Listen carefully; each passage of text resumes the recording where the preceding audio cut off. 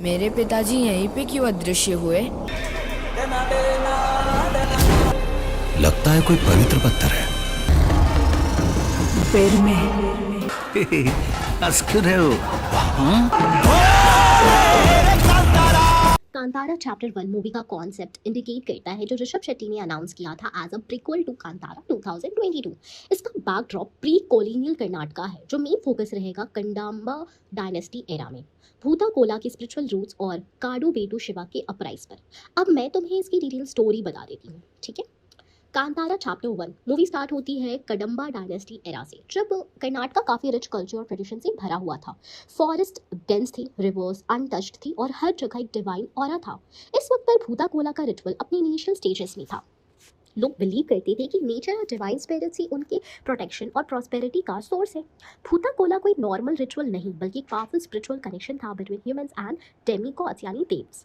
लोग मानते थे कि फॉरेस्ट, लैंड एंड नेचर के हर एलिमेंट में एक डिवाइन स्पिरिट रहती है। इन स्पिरिट को प्लीज करना और रिस्पेक्ट करना मैंडेटरी था, वरना वरात एंड डिस्ट्रक्शन का सामना करना पड़ता। मूवी का सेंट्रल थीम है एक प्रोफेसी जो फॉरेस्ट के गार्डियंस ने सुना था। एक दिन आएगा जब एक पावरफुल वॉरियर उठेगा जो नेचर और धर्म को प्रोटेक्ट करेगा अगेंस्ट ग्रीड एंड एविल। उसका नाम होगा काडू बेटू शिवा। ये प्रोफेसी सेंचुरीज पुरानी है और इस प्रोफेसी का फाउंडेशन यहीं कंडाबा एरा में रखा गया। जब लोग लैंड एंड रिसोर्सेज के लिए ग्रीड दिखा रहे थे तब एक डिवाइन इंटरवेंशन की ज़रूरत थी।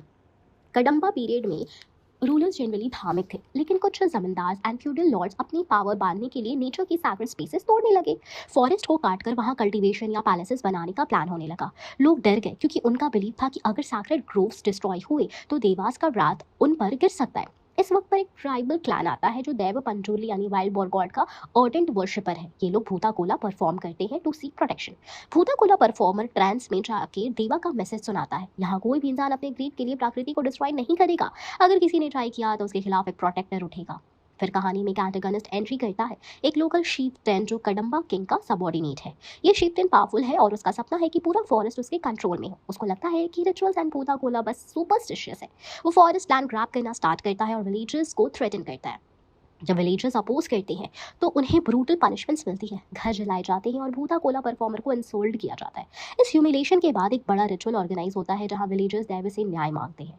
रिचुअल के दौरान भूता कोला परफॉर्मर फ्यूचर प्रेडिक्ट करता है। एक योद्धा जंगल से निकलेगा, उसके अंदर प्रकृति की शक्ति होगी, वो किसी से नहीं डरेगा और देव का रक्षक बनेगा। इस वॉरियर का नाम शिवा नहीं लिया जाता, पर प्रोफेसी क्लियरली काडो वेडू शिवा के राइज को इंडिकेट करती है। ये सीन गूज़बम्स देता है क्योंकि कैमरा एक न्यू बॉर्न चाइल्ड पर जूम करता है जो जंगल के बीच जन्म लेता है। उसकी आंखों में कुछ अलग शाइन होती है और उसके जन्म के साथ एक वाइल्ड बर्ड जंगल में गरजने लगता है।